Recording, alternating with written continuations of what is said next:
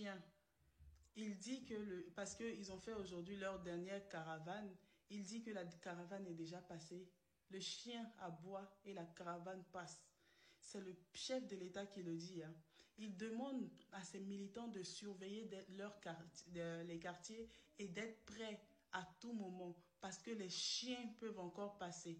Donc tous ceux qui sont dans les rues actuellement, ce sont des chiens pour écouter. On dit souvent, les chiens aboient, la caravane passe.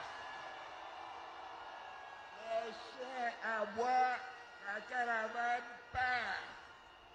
La campagne s'achève ce soir à minuit. Je vous demande d'être vigilant. De bien surveiller vos différents quartiers. Parce que vous savez, les chiens peuvent toujours passer, hein.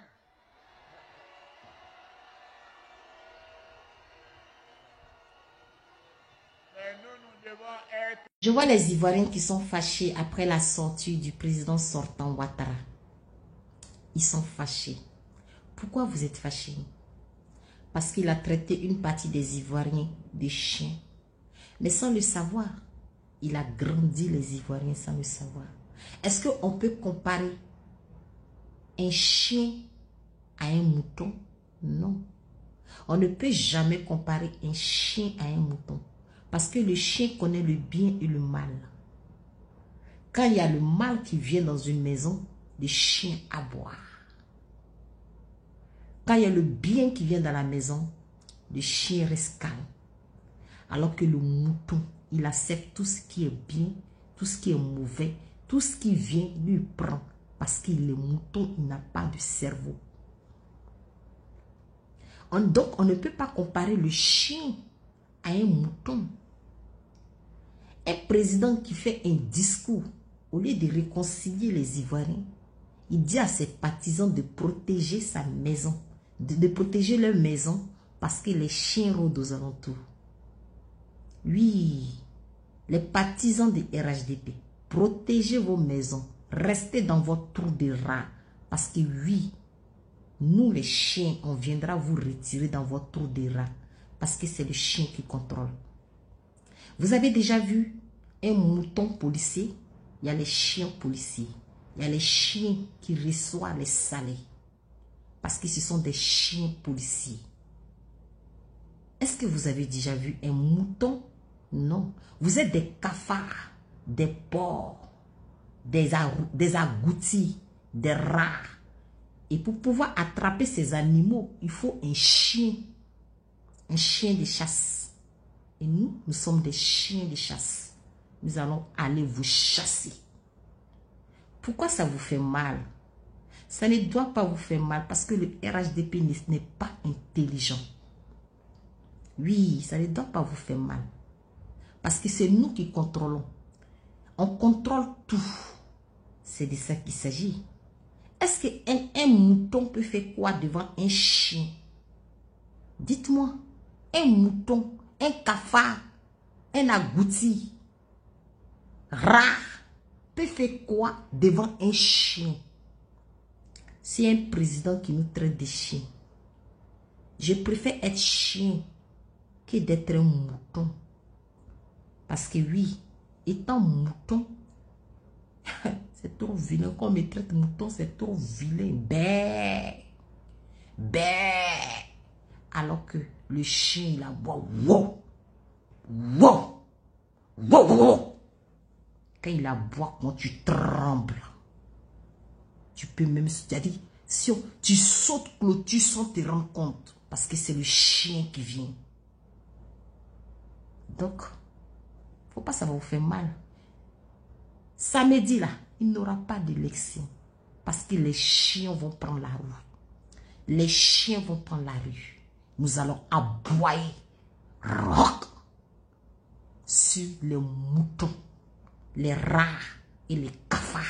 Le président Alassane Ouattara, qui devrait être le garant de la sécurité sociale, qui devrait être le garant de la paix sociale, qui devrait être vraiment l'unificateur, qui devrait être le réconciliateur suprême des Ivoiriens, traite les Ivoiriens de chiens lors de la sortie des meetings. Comme ça, les forces de l'ordre ne peuvent plus protéger les quartiers de la Côte d'Ivoire ou d'Abidjan. Donc comme ça, les forces de l'ordre ne peuvent plus assurer la sécurité de ces militants. Donc ils demandent à ces militants eux-mêmes de se protéger, de faire attention à eux, de protéger de surveiller les quartiers. Parce qu'il dit que les chiens peuvent débarquer d'un moment à l'autre. C'est qui ces chiens? La question reste posée.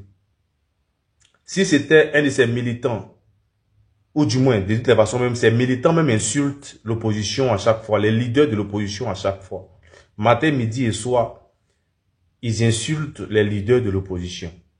Ça, il n'est jamais sorti pour demander ou pour donner à ses militants, à ses communicants, d'éviter les agressions verbales, d'éviter les injures, les insultes.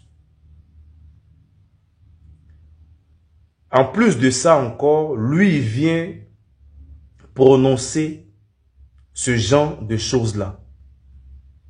Et donc, cela m'amène à me poser beaucoup de questions.